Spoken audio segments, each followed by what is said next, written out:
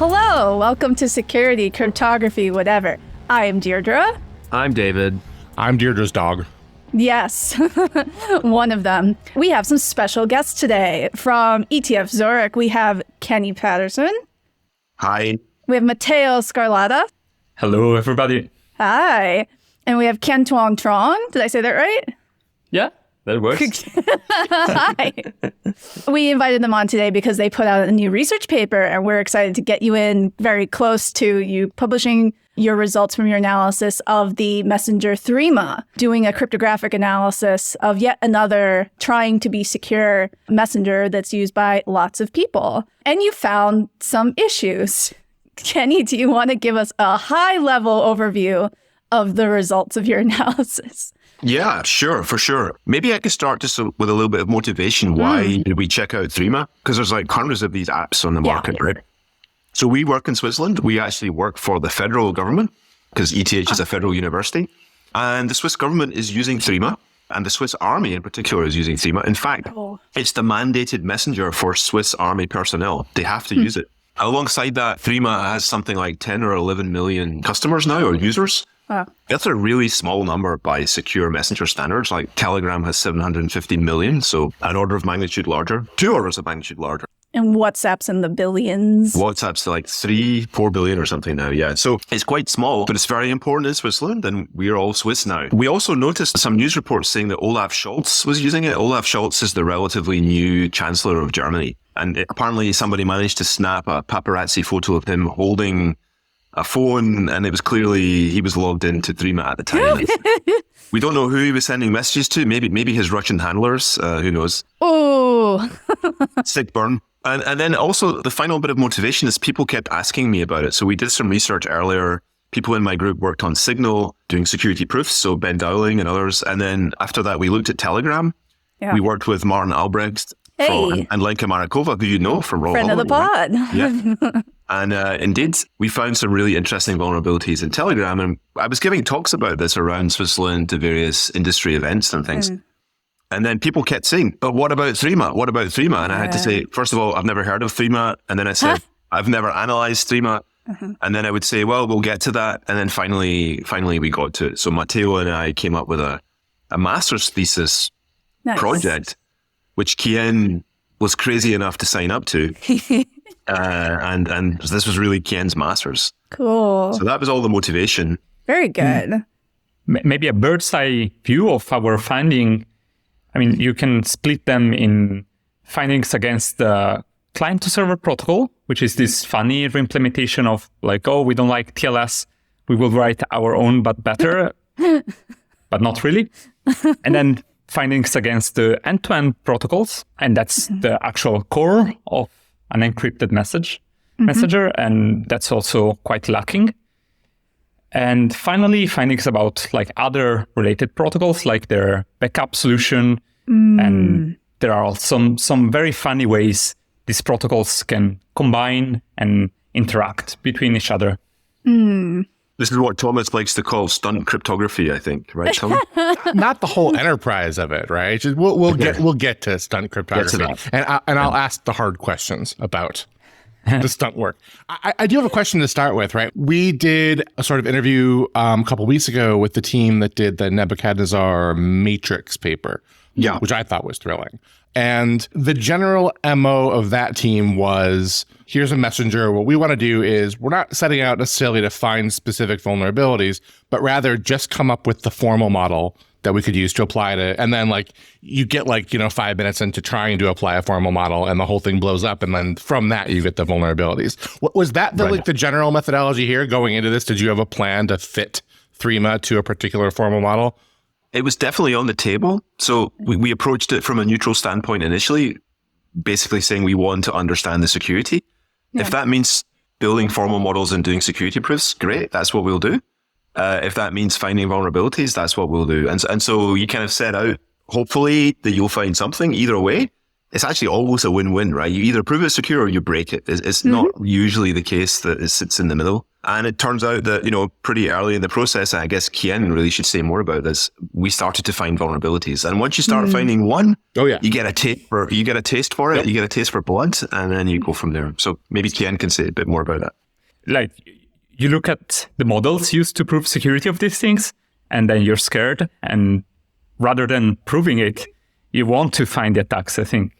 Kien looked into MSKE for a while, and then came up like after 1 week with 3 attacks. And we were like, oh, yeah, this also works.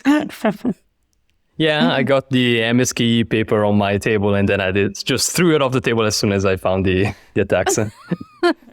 Well, I mean, you start with reading the white paper, and then you see that they say, hey, we built our own custom protocol for the client to server. And then you get the feeling that there might be something wrong. But then as soon as you find the first attack, then you are sure that there must be more, and then you just go on. Yeah, like in my previous life, this is what I did full time, was just finding vulnerabilities. And like we'd say like blood in the water as soon as you find something, right? You've gone psychologically from it's possible that you're not going to find anything here. It's possible that the dev team that you're up against is just really on the ball. And then you find some big slip and it's like, okay, they're definitely not on the ball. And it's just a question of how many we can find, which like with 7 findings in Threema seems like exactly what happened to you guys. So I guess like, because like you guys barely knew what Threema was, I'm guessing that a lot of our audience doesn't know what Threema is. So like Threema is a secure messenger. We all get that. And it's like, it's the Swiss mandated secure messenger. But like, can we describe how Threema works? Like, I think people might generally be sort of familiar with what Signal looks like, or maybe even OTR. So like maybe there's a way to contrast it, but like give people an intuition for just how Threema works. Yeah, I mean, architecturally, it's very, very similar to Signal. So you have clients who want to communicate securely, and then you have a server in the middle that's doing kind of message forwarding. There's actually 2 main communication protocols. There's a client-to-server protocol that's protecting the client-to-server communications, much like TLS could do, but it's not as good as TLS. And then you've got the end-to-end protocol, which actually runs, formally speaking, on top of, thinking about protocol layering. The end-to-end protocol runs on top of the client-to-server protocol, and there is essentially a static Diffie-Hellman key exchange. So, users register keys and then you use the same key forever to communicate between Alice and Bob. And those messages are layered on top of, they're protected by the client-to-server protocol. Really? So there's no ratcheting? No. So the version we analyzed, there's no ratcheting, there's no forward security. And we can talk about later how did Threema update things. But yeah. So actually that leads really nicely to the very first attack, because essentially it gives you the same power as if you had the long-term key. So I don't know, Kien, maybe you could explain a little bit how that first attack. So this is attack 1 the no server, no clients are compromised model. It's just regular schmegular model. Yeah, correct. And it does assume that somehow you can get the ephemeral key, and that is a little bit of a more theoretical attack because we don't know how you would get such an ephemeral key. But still, if you can steal an ephemeral key, then it is equivalent to stealing the long-term key, because then you can just authenticate as the user forever. I don't like that. And indeed, you shouldn't like it. But it does also resemble another attack that there was on OTR at some point, and it was already found back then. And it's interesting how history repeats itself, even in vulnerabilities. So this is a vulnerability in the C to S handshake. This is the lower protocol that you use to establish connectivity with Threema before you do end-to-end messages over it. And I don't have the paper in front of me, but this is the one where we're replaying the vouch box. Are vouch boxes a thing in cryptography? Should I not be making fun of the term? It's the first time we'd encountered it. Okay. So explain a handshake that involves a vouch box. It's like a cryptographic blob that somehow is meant to prove that you know some key. It's actually an encryption of a Diffie-Hellman ephemeral value plus some other fields maybe, but it turns out that it's replayable essentially. And the idea is that if you can get hold of the secret part of the ephemeral Diffie-Hellman value, then you now know everything that's required to complete the handshake basically. So it's like asking for a signed value for authentication. In this case, it's not signed, it's AAAD. But then once the client produces this signed value, you can just use it again and again and again. There was an attempt to provide freshness to this value, but if you go into details of how the protocol works, you can just also reply all the other fresh or supposedly fresh values. I see. So was this some sort of like you have to fall back to some, if you're not able to provide enough freshness to keep this from being replayable, and the fallback is just like almost like a downgrade attack? No, much better than that. So the freshness was the client ephemeral, but the client can just pick one client ephemeral and use it forever.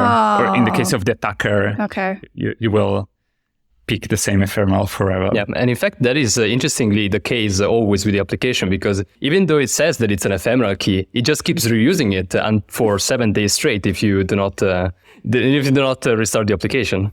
There's like a server-side reuse of ephemeral keys too, right? Like there was a part somewhere where there's like a hash table where they're storing ephemeral keys, and if you just keep probing it, you can keep them alive like until you guys gave up trying to keep them alive anymore. Is what I got the sense I got, like just indefinitely. That's right. Yeah, I remember one day me and Matteo were just messing around with the protocol, and we just we were just sending some keys to the server, seeing how it would respond, and then at a certain point we noticed, wait, this key that the server just sent us is the same as the one that we got before, right? So what happened? So we noticed that if you keep just using the same client ephemeral key, it will still use the same server ephemeral key. And playing around with it, we thought maybe it's this sort of cache where it stores like keys server side as well. I want to say like real quick, and I'm getting us off track just for a second, but like the vulnerabilities that you guys found in Threema are like, I would say impact wise, they're less impactful than the vulnerabilities that were found in Matrix. Like the Matrix vulnerabilities were pretty devastating, right? And these are just like, I'm using the word chat. They're good vulnerabilities, right? But they're not like the whole service. The premise of the service is, whatever. But the paper itself that you guys both papers are great. But your paper is full of little wonderful bits, like the server keeping ephemeral keys forever, or the encrypted backups use WinZip and expose it. Like I would say that the Nebuchadnezzar paper, if they had found the WinZip thing, that would have been one of their 19 vulnerabilities. And you guys very tastefully put it off to the side or whatever. It's a really good paper, right? Like, I think, I want to make sure that as we're summarizing this for people, like, go read the paper. The paper's awesome. Thanks, Thomas. We write these papers with you in mind, right? Because you remember the mega paper that we wrote? Yes. We spotted how much you liked that, so we thought we should write another one just for you. It's good to have a specific audience in mind. Yeah, you're our core market. Yeah, totally. So, back to what we're talking about, right? So we're talking about, essentially, we have a vulnerability that factors the ephemeral key out of the handshake that you use to log into Threema, right? They might as well not have had the whole CDAS protocol at this point. It might as well have been like a textbook, like whatever, you just encrypt this key or whatever, right? I guess I have two questions. Like I have a technical question, first of all, which is, am I crazy or are they just trying to reinvent an authenticated key exchange? That's correct. Okay. So like you're crazy. No, they are trying to reinvent the wheel here. So actually there are, well-established solutions that give you what you need. TLS, WireGuard, pick your favorite, some version of noise, pick your favorite protocol and use that. I will say in Threema's defense that when they started doing this and developing Threema, it was way back. It was like a decade ago. Yes. And back then, TLS was in a bit of a bad shape at that point, right? Yeah. I was going to ask, did you delve into sort of like the history of development of these protocols? And you looked at the software as it is. I was trying to find a spec. All there is like a 25-page, 30-page white paper. I was trying to find the new thing that they said that, there's a new thing coming out in a blog post in response to your publishing your paper. I was like, okay, I would like to see the spec for that, please. And I cannot find it. But going into the development history of both the software and the protocol, because I think they went in lockstep. It was not like, here, we shall design a protocol and then we shall implement it after we have analyzed it. I don't think that's what happened here. Threema's been around for a long time, and so they didn't trust TLS, and they were like, we'll just do this over here. WireGuard didn't exist yet as a protocol. Right. WireGuard and noise evolved a little bit together. Noise didn't exist yet. So it's a kind of an unfortunate set of choices that they kicked off development with back in the day, and they've had to live with them, and they haven't really updated them over their history. It feels like. You can actually see, if you do some Threema archaeology, you can see layers of patches on top of each other Like the fact that the metadata are not authenticated, but they are put in a box that is in a separate message that you can strip. It was also confirmed by the team. This was an attempt they started without authenticated metadata, and then they noticed that they wanted to. And so they tried to add this feature on top. But naturally, the design was not very elegant at the end. And the same is true, I think, for the nonces. The fact that to avoid reflection attack, they keep a nonce database where they save every single nonce. That's also like a sign of stratification over the years. Yeah. And that's in the second threat model, right? That the nonce handling. That's right. I think. Yeah. Go ahead, Thomas. I was just going to say, so what we've done here is we have a circumstance where we can potentially break the client to server protocol, right? A little bit theoretical, but whatever, right? So what does it give us if we can compromise? So the premise of this service is that I'm doing end-to-end encryption with my counterparties, right? So we have this whole E2E protocol where if I'm actually sending somebody a message, I've done a key exchange directly with them, right? I haven't involved really the Threema server in that key exchange. So what do I get? How do I profit from breaking the CDAS protocol? So one immediate profit is metadata, and that's a pain point for all secure messaging as we have it now, that the server can learn metadata. In this case, it will be the attacker who learns who you're talking to and when, because there are some IDs included in the clear text metadata. And then the attacker can modify timestamps, so can reorder messages, selectively drop messages, and all of like I think, what in our attack is attack 3 and 4 in the paper become open to you as a malicious server / C2S attacker.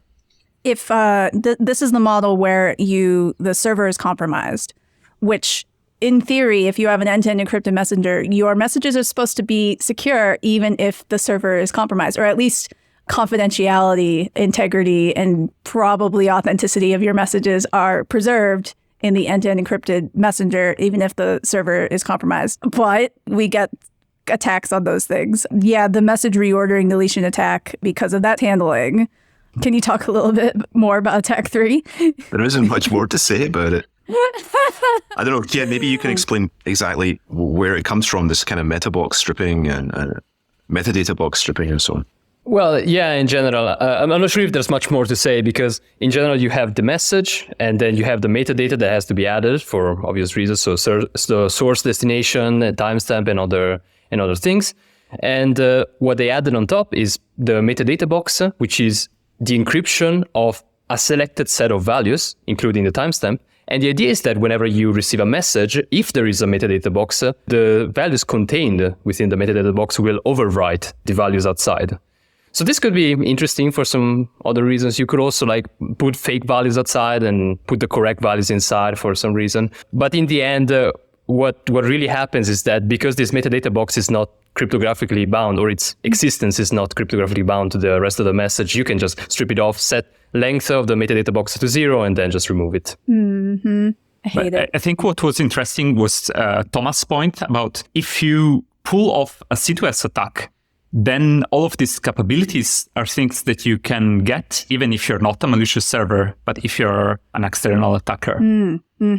I'm also, before we completely move away from into compromised server, attack 2 is able to register the server's public key as a user's public key by tricking the victim into sending a carefully crafted message in the E2E protocol, and enables it to permanently impersonate the victim. This is a fun, and I'm air quotes fun, cross-protocol attack between the C2S, aka the TLS-like client-to-server protocol, and the actual end-to-end encrypted messaging protocol underneath it. That's fun. Yeah, that is definitely my favorite attack that we found. It is clearly my favorite attack that you guys found. So we should walk through this one. So the first attack that we're talking about, there's a sort of like hacked up authenticated key exchange where to finally authenticate the key exchange, you send this vouch box blob, which doesn't have enough contributing information from the handshake and is replayable. That's an attack where you compromise an ephemeral key and you capture a vouch box and you just keep replaying the vouch box, right? Here, am I wrong? What we're doing here is we're trying to build a new vouch box from scratch. Exactly. And the way we're going to build the vouch box from scratch is we're going to play the client-server protocol off the end-to-end protocol.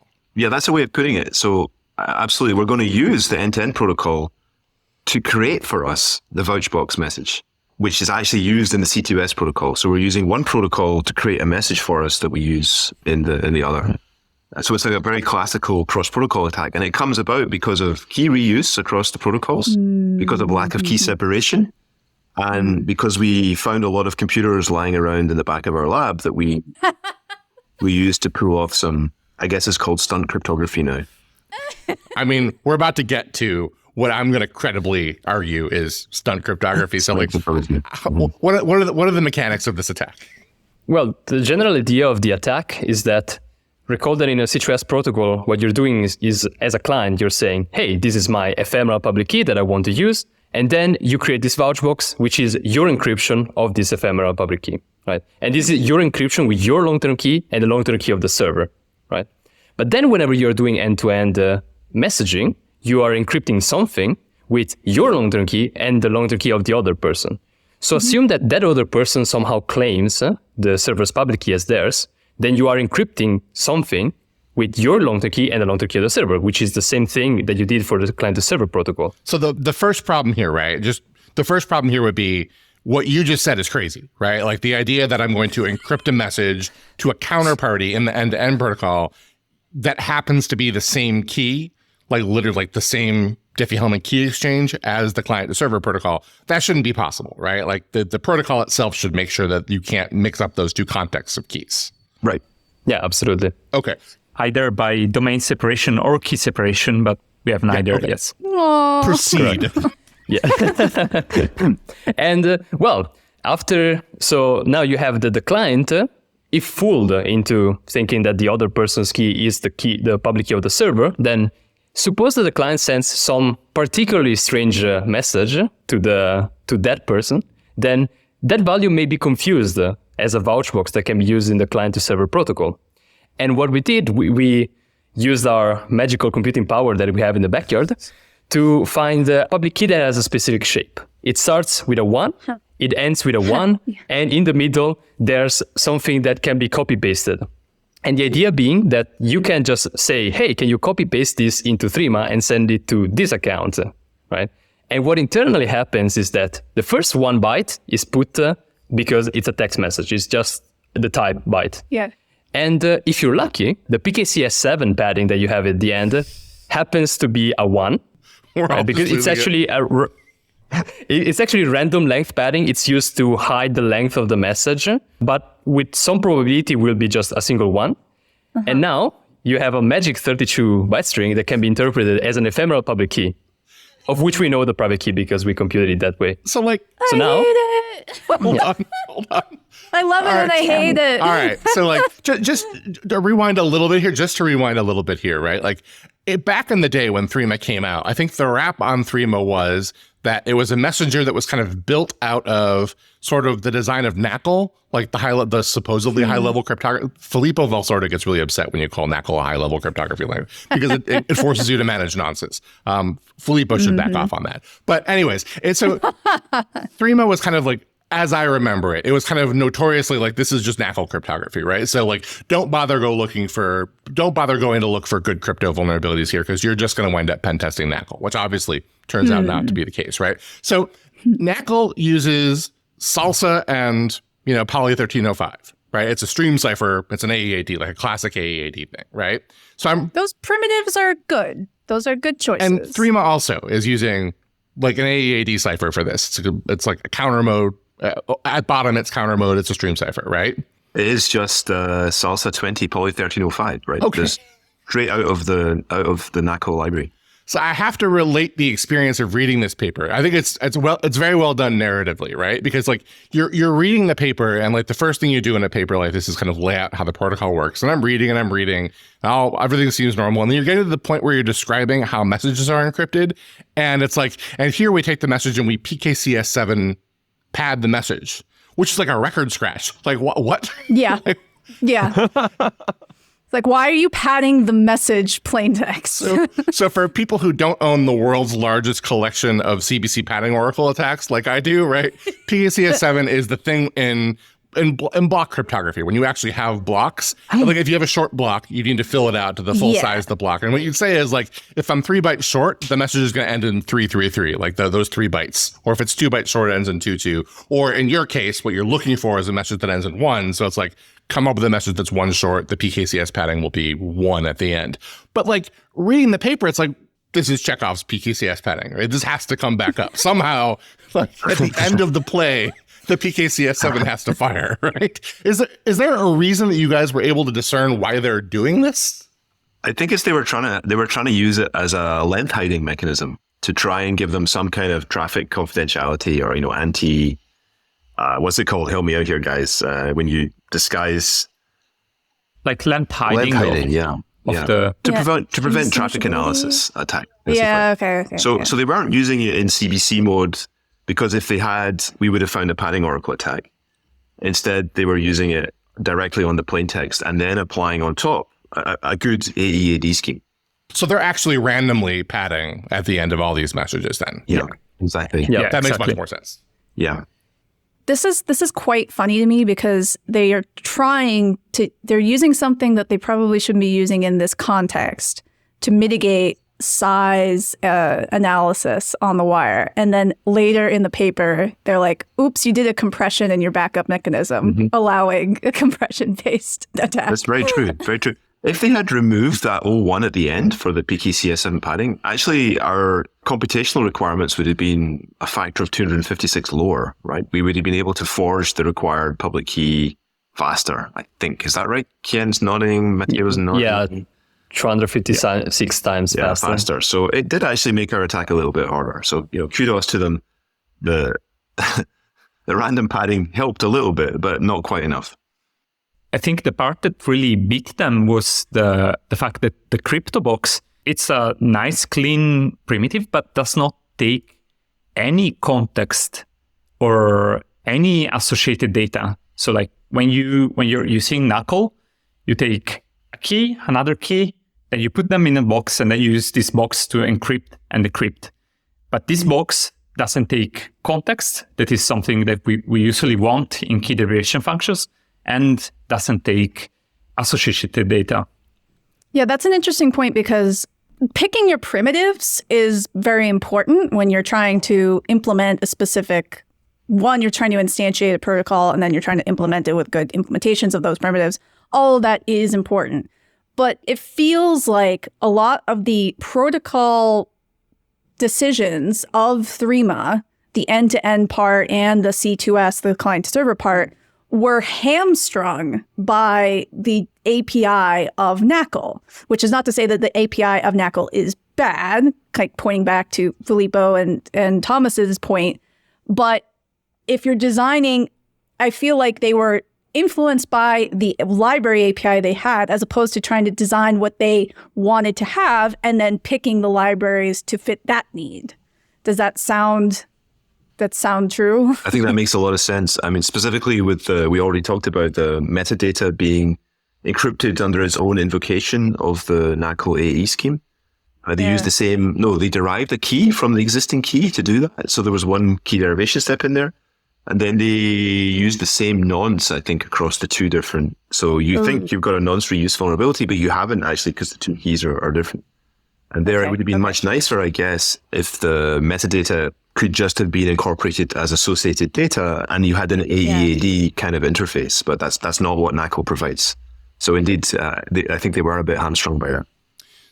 So like that, this is the most complicated attack on the paper, right? But like the broad outline of the attack is what we're going to do is we're going to simulate the client to server protocol using the end-to-end protocol. And the way we're going to do that is we're going to come up with a counterparty on Threema, like another person using Threema that happens to have the same public key as the server.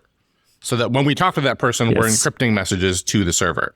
And like the reason that's going to work, we need to, like, what we're trying to do is to reconstitute a pretty precisely formatted value, this vouch box part of the client server protocol, which has picky formatting, right? And so what we need to do is send a message that when we encrypt that message is equivalent to the encrypted vouch box. I'm right so far? That's it. And then inside of that encrypted vouch box, there is like what's in the vouch box is the client's ephemeral key, right? The X value here. Yes. And what you have to spend a zillion cores on is coming up with an ephemeral key that could have been encrypted there that has the right format so that when you encrypt it in the end-to-end protocol, it'll come out properly formatted for the vouch box. And that took you a zillion cores. Yes. But it's a one-time computation though, right? So we burned 8,100 core days once. Actually, we did it twice, but that's because we made a mistake. I'm going to embarrass my co-authors now. So, it's a constant factor until your code works properly. And kudos here to Kien and Matteo. They found this really neat trick to speed the whole thing up as well. Like we got this order of magnitude improvement by doing some clever magic tricks with coordinate conversions and parallel inversions, all kinds of really... There's an entire paper actually just to be written how we did that computation, or at least a blog post. And I'm putting Kien on the spot. I think, where's that blog post, Kien? Well, it will be on my blog in soon, TM. Soon. Okay. Whenever I get to write it, but yeah. So in general, like the trick is mostly to just generate many private keys and then check the public key. And then what you would like to do is that you're generating this fast enough so that you can get to the 50 keys that we wanted. And we did it by starting from a private key and then doing point addition on a public key, and then you take into account how many times you're doing the point addition so that you can keep track of the private key. And the thing that Kenny was referring to earlier about having to do the computation twice is that at a certain point I swapped two variables and then we had a nice public key, but we didn't have the corresponding private key because it could not be reconstructed. Quite unfortunate, but yeah. Yeah. There's a fun wrinkle here, if I can just jump in for a sec. It turns out you have to claim the server's public key as your own for this attack to work out, right? Well, the attacker has to do that.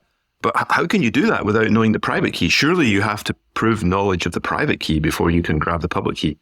Well, we found an API that allowed you to register public keys without proving that you knew their private key. And also, it turns out you don't have to register exactly the server's public key. You can add a point of low order to the server's public key. Excellent. Oh my God. Because we're not on a prime order curve. We're on curve 25519.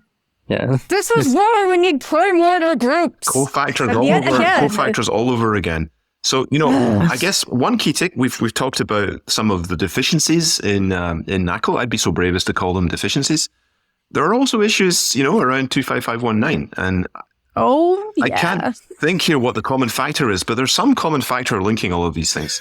So this is great, right? Because tell me I'm wrong about this, but the common setting for cofactor problems with the reason we need Ristretto is mostly signing settings, right? It's mostly an issue of being able to create multiple different ciphertexts with the same whatever, right? With different keys or whatever, right? But this is not the signing context. This is its use in an actual key exchange where the cofactor actually was practically useful for an attack. Yeah, that's very true. But the cofactor was only useful because Threema blocked our registered key. So then we went ahead and re-registered one of the offset keys, offset by a point of small order. So it enabled us to reanimate the attack once we had told Threema what we had done. Love it. They might not have liked the name of the account that we put there. So okay, well, you should share that. Yeah, so we call the account LYTAAS, which stands for Lose Your Threema Account as a Service. Well, they don't know that that's what it means unless you put that in the description. Well, we brought it in the paper, so this attack is either sinking in with me or I'm confusing myself. But the big thing I want to determine is this attack necessary given attack number one? So hold on, you're generating your own ephemeral key at this point, and you're sending. Yeah, that's right. You're sending a vouch box with just an X key that's unrelated to the actual authentic user's X key. So is this a variant of that first attack where I don't need to steal an ephemeral key from the person? That's the point. Correct. Yeah. So yes, the first attack we regard it as a little bit more theoretical because we didn't give a mechanism by which you could grab the ephemeral private key. And this attack too sidesteps that. Okay, I take it back. This is not stunt cryptography. This is totally stunt cryptography. But I guess you really do need to jump the motorcycle into the helicopter in this case. So exactly. I give it to you. Okay. We'll try to do better next time and make it more stunty for you. I don't know how much stuntier you can really get at this point. We have a bunch of things in the pipeline you wouldn't believe. I wish I could tell you. Thomas, do you think you could define and then maybe give us a ranking of the various of stunt cryptography and various attempts at it? Drown is the canonical. Like, new variants of Blankenbacher, like padding and stuff like that. That's definitely, I think that's the gold standard. But this getting somebody to send an instant message that contains a public key that gets formatted in part by PKCS7 to an encrypted version of that public key is definitely, it's like, yeah, it's Fast and the Furious shit right there. It's Fonzie motorcycle over shark, but not on fire yet. I just want to point out there is a variant of Drown that just used an implementation bug in SSL, in OpenSSL, that let you avoid having to learn all of that Blankenbacher crap, which is the part that I contributed. Whereas people much smarter than me, Nimrod Avaram, came up with the Blankenbacher stuff. Okay, there's more for us to talk about here, right? So we should probably move on to the next setting of attacks here. We were talking earlier about the ability to reorder and suppress messages because they have metadata that would let them resolve the ordering of messages, but they didn't authenticate it, so an attacker can strip it up. Which is also like a hard problem for implementers of end-to-end insecure messengers. Like, it's a thing that you don't usually think that much about when you're like, I'm going to ratchet and I'm going to keep these keys preserved and I care about all these things. Like, ordering of messages, which is handled, the server is supposed to ferry them and they have to deliver them, but you also have to have a little bit of cryptographic guarantees that, you can detect that these messages are being handed to you in the right order and you can do things chained in the right order. And these set of vulnerabilities is definitely like how this can go wrong and not just in the like delivery side of it. So I was very interested in these. I said somewhere else that like I keep saying that the Matrix vulnerabilities were probably more devastating than these vulnerabilities, but like that's true. But like the outcome of this paper is that Threema looks like 50 times weirder than Matrix does, right? And there's a vulnerability in that setting that kind of nails that down for me, right? So there's a point at which if you reinstall Threema, you lose the collection of all previous nonces that were used, that you somehow needed to keep. Can we get into why we're keeping a collection of nonces? Because you choose them randomly for every message that you send. So if you want to avoid replays, you better store all the nonces you ever saw. If you want to avoid a nonce reuse vulnerability, you better store all the nonces you ever generated and make sure you never use one twice. And also, if you care about reflection attacks, you better keep track of all the nonces you ever sent and you ever received. That's the rationale, basically. Is this a consequence of the EDE protocols, like the key exchange there and the way key derivation works? Or am I just like not noticing all the other protocols that don't have the big collection of nonces that they've sent? This protocol is outstanding in terms of the number of nonces that it needs and it keeps. And I guess most other protocols settled for using something like a counter and, maybe keeping track of the last counter value. Like that's like what the TLS record protocol does, right? Essentially. Yeah. And if you have a protocol running over TCP, some kind of reliable transport, then that's more than enough. Because, hey, if things start arriving out of order or the nonces are all wrong, then you're probably under attack. So it's probably a good idea to terminate the connection right there. So yeah, it's not easy to see why it was done that way. Gotcha. Okay. But the net of this is straightforward, right? Like it's basically we're recapitulating the previous attack where we could just strip off the metadata and lose ordering. Here it's like, okay, if you reinstall, you lose your vault of previous nonces, and then you have no way of distinguishing whether something has been replayed or not because you lost the nonce. Exactly. Yeah. Don't lose the nonces. They should back them up in the JSON. Ooh. Ouch. Ouch, yeah. It's also to be noticed that introducing nonces straightforwardly also puts another problem that the Threema people actually noticed, that you could then sort of get two nonce databases and then see sort of that there's some correlation between the nonces. Maybe there's a nonce here, and there's the same nonce at the same point, so that they can check if they are communicating in some way. So what they do is they hash the nonce. Nonces in the AD are like 24 bytes long, but hashing them with SHA-256 brings them to 32, and they don't strip them off. So there's 8 bytes more in your storage.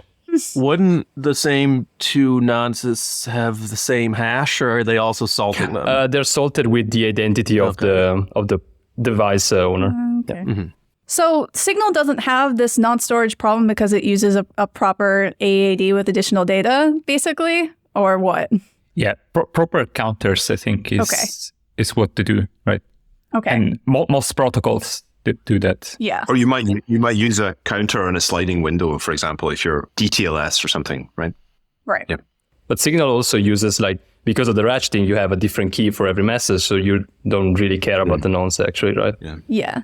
But the Threema is long-term Diffie-Hellman with your party at the other end. Right. And so nonces really matter, whereas with the ratcheting, the double ratchet, every message is from a different Diffie-Hellman. And so you don't even care that much about nonces because even if you haven't received another message from the other side in a while, you're doing the other side of the ratchet. And so you don't worry so much about that. Right. Exactly. Okay. You could even set the nonce just to be the all zero string in Signal, as long as you only ever use each key once, right? Then you're still good. Yeah, I love that double ratchet. It's so nice for stuff like this. Okay, so that's attack 4 and attack 5. The compromat attack. Wait. It's been made clear to me that you guys have no business talking about the compromat attack because it was. It doesn't matter because it was previously reported.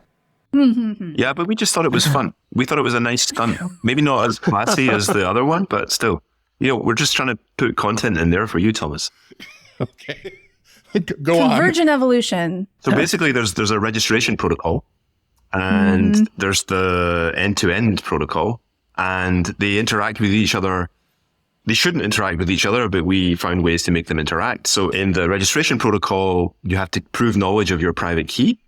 And at that point, what you do is you encrypt a message to a long-term Diffie-Hellman value chosen by the server. Well, if the server chooses that long-term value to be Bob's public key, guess what? You just created an end-to-end message that looks like it came from Alice going to Bob. Awesome. Yeah. And somebody else notified them of that bug in 2021, and they fixed it by doing better domain separation. Hey, another nice place where domain separation comes in handy.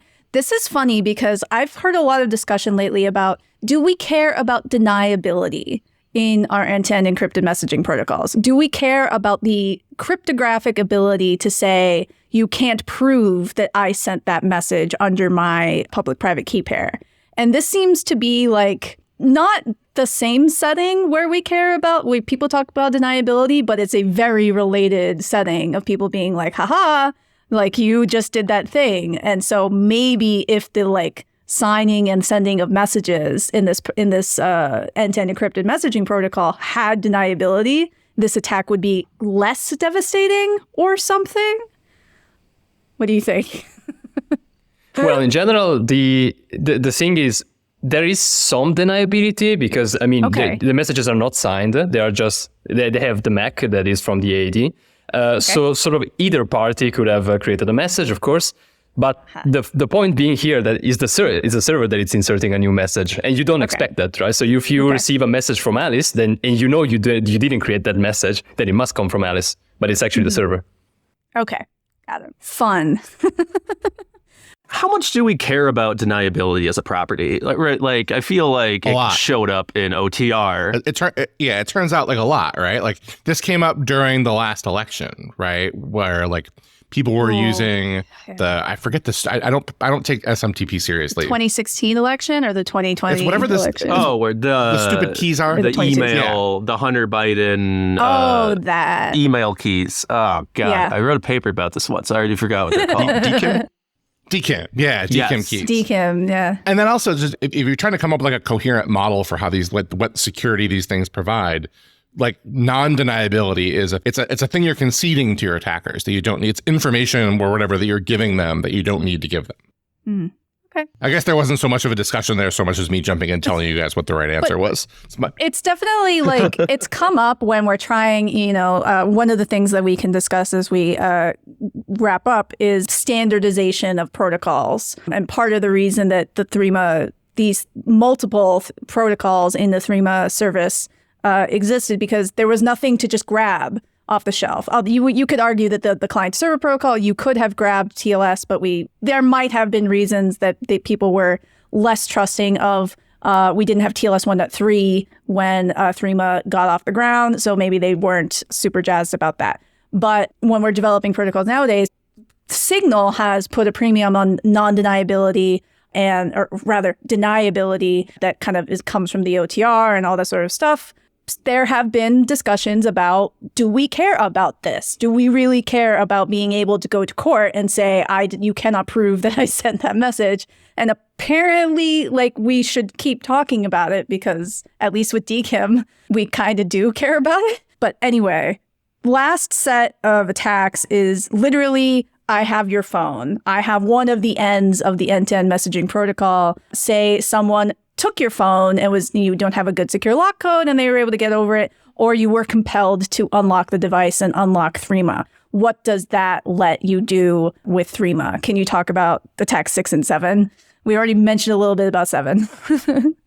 Well, so basically for attack 6, the idea is that if you have an unlocked phone, and this is reasonable because maybe you're in the house, you just left your phone for 1 minute there unlocked, then someone else could just take it, press just a few buttons, and the app will ask, okay, choose a password, and then it must be any random password that you can choose, and it will just give you your secret key, your long-term secret key, encrypted with that password, which means that you just choose a password of all zeros. That's my favorite password when I was testing Threema. And then you just get a nice QR code. Then you can just take a photo of, and then you just relock the phone and then just leave it there. And then the other person will never notice that it has been cloned.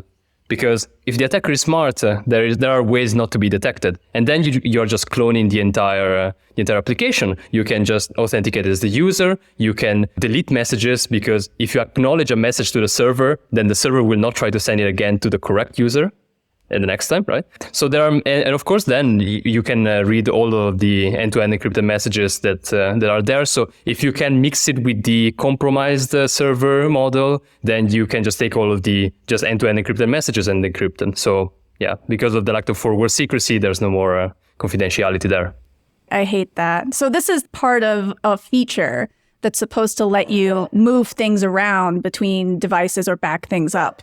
And what it lets you do is just, if I were an evil maid or something like that, I could just be like, ooh, I have the capability without you ever noticing into the future that I have been able to extract everything and get your key and unlock all of that sort of stuff. I hate that. Exactly. And this somehow, what does it mean? What do we call that in cryptography when I compromise you now and you cannot recover in the future?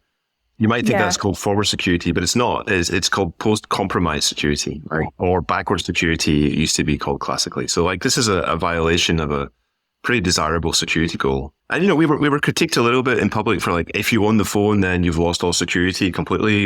How can you hope to, get anything? Well. And but the point is that now we can just in a few seconds extract the key piece of information, your long-term private key, that enables you to be eavesdropped upon forever, basically. Yeah, because to compare to Signal, the ratcheting allows not just the forward security, but the post-compromise security, so that, yes, if you were an evil maid and you had access to an unlocked phone with Signal, someone else on my other device that's, say, paired, I could rekey, and the adversary does not have access to my new stuff going into the future because I have rekeyed and I have told all of my friends, new phone, ignore other phone, and the adversary will not have access to new messages going into the future. Right. So there is a difference in the protocol of what access to one of the ends gives you into the future. Exactly. And it matters. Yeah, that's absolutely spot on. Yeah. You've put it so much more clearly than we ever managed when we were talking to journalists about this, right? Yeah. Hard point to get across. And then the last one that we touched on briefly is the Jackie Chan version of the previous vulnerability. is just compression in the backup system. And all of these end-to-end secure messengers seem to evolve a backup system in some way. And that's because people lose their devices. I dropped my phone in the toilet, or I left my laptop at the airport or something. Having some sort of secure backup tends to happen, to evolve in these systems that involve real humans using real devices. But it involves compression before encrypting, and it reminds me of something called crime. So can you tell me about the number 7?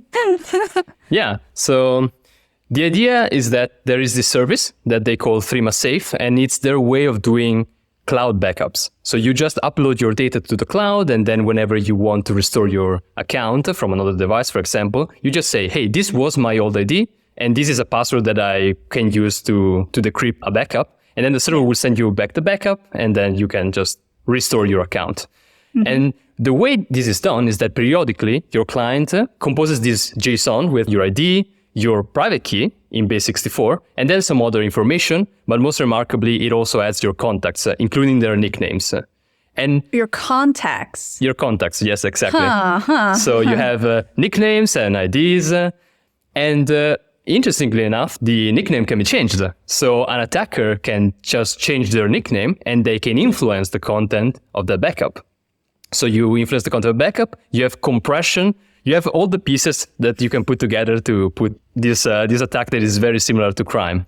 And so the idea is that you just change the nickname very slightly every single time, and then you just leak the private key piece by piece, base64 character at a time. It's remarkably similar to crime in the way it lays out, right? Because ultimately there's a single JSON blob. And that JSON blob somewhere earlier in the JSON blob has a secret, just like in an HTTP transcript. Earlier in the HTTP transcript, there's a cookie, right? But then we control plaintext in that same JSON blob, and we can just vary it to trigger compression at different places and kind of do a byte-by-byte attack on the previous secret. And the cherry on top was seeing Giuliano Rizzo and Tai Duong, the original XOR ninjas, discuss this on Twitter. And we're like, oh, yeah, this is crime. And we're like, yeah, it's crime. Awesome. It's a place where it almost seems like it was more work for them to line this up just so that you could replicate crime in this JSON blob, as opposed to just like, they use WinZip already, right? Just have 2 files or something like that, right? I don't know, but the second best attack on the paper, clearly. Yeah. So how did Threema react to this, and how did you disclose to them the vulnerabilities? Oh, quite well. If at all. So initially, actually, things were great. We sent them an email saying, hey, here's our paper, here's everything we found, here's like a user's guide, let's talk. And in that initial email, we talked about, 90 days, industry standard. And yeah, we had a meeting. So actually, it turns out that their HQ is a half-hour train ride away from Zurich, down the lake. Right. So we went to see them. Must be nice. Yeah. We went down to Faficon to visit their HQ. They gave us a guided tour of their office building. I'm not sure why, because it's just an office building, but anyway. And we sat down with them and we had a very serious discussion about the vulnerabilities we found and what their remediation plan was and what our publication plans were. It was all good. And much later in the process, they actually put out some fixes to some of the attacks in new releases of their code. And they gave us credit on their changelog effectively for doing that, which was great. And then they also informed us that they were going to roll out their new IBEX protocol, which is the forward secure kind of layer on top of the end-to-end protocol. Which, full disclosure, we've not looked at. We don't know if it's good or not. Could be fun to look at. I can't find any details about it yet. So I think you would need to. Yeah, I mean, you can look at their client source code and figure out what's going on if you have the wherewithal to do that, the patience to do it too. And so that actually rolling out the forward secure aspect actually also remediated some of our attacks. So like things like the reordering attacks would no longer work against in the compromised server model. So that was all good, and then we, came to the kind of agreed disclosure date of the 9th, and we put our paper out. We built a little bit of a website, and they knew we were going to do that, and we also knew that they were going to have their blog post. And we were actually also contacted by a journalist, Lukas Meder, who works for the Neue Zürcher Zeitung, or NZZ, which is like a very heavyweight Swiss newspaper, very widely read in kind of government and business circles.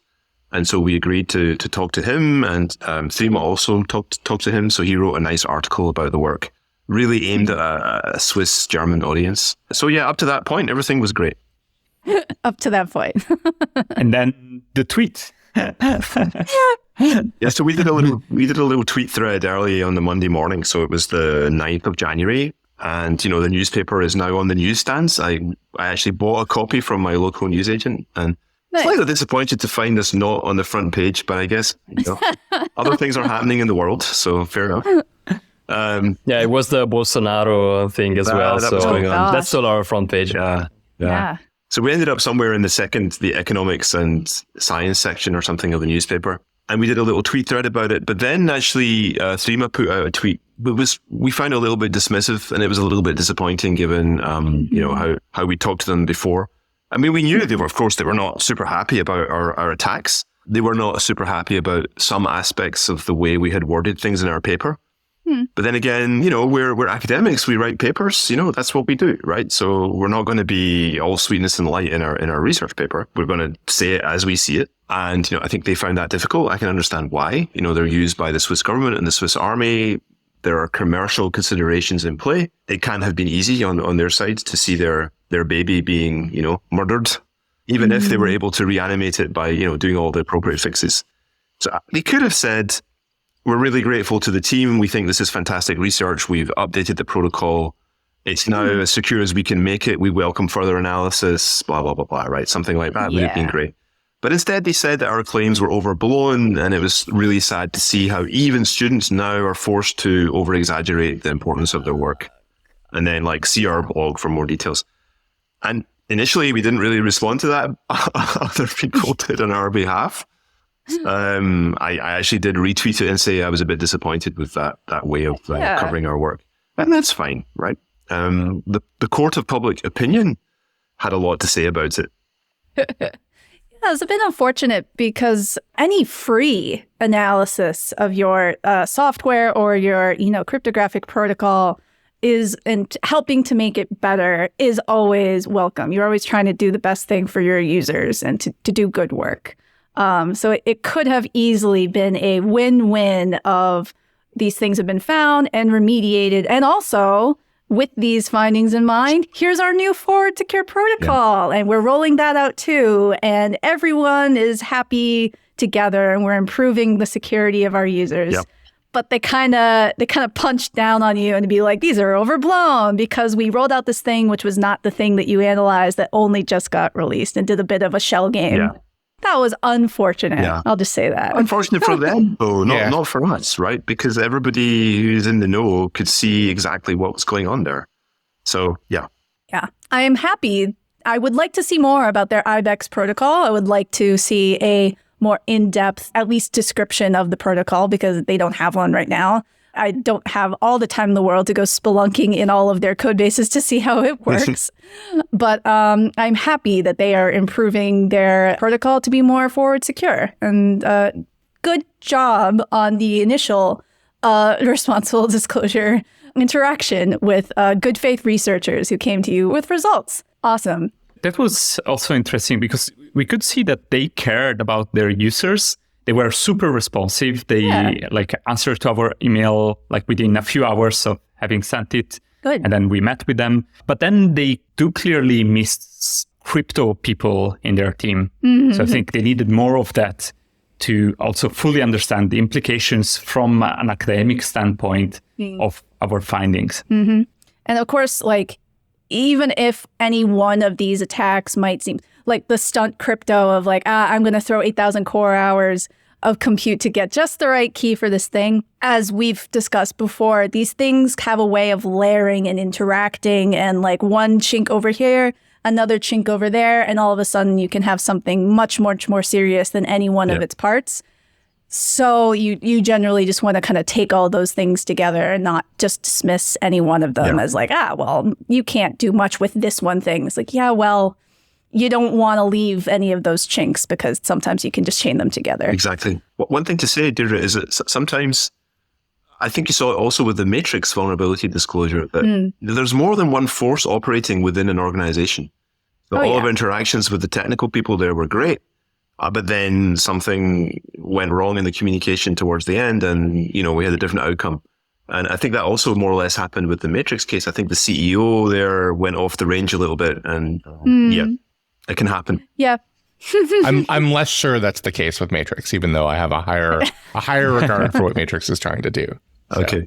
At any rate, it's a fantastic paper, right? As always, Kenny, the James Cameron of these kinds of papers. This is all fantastic stuff.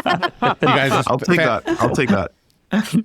Don't bet against Jim Cameron. Don't bet against a Kenny Patterson paper.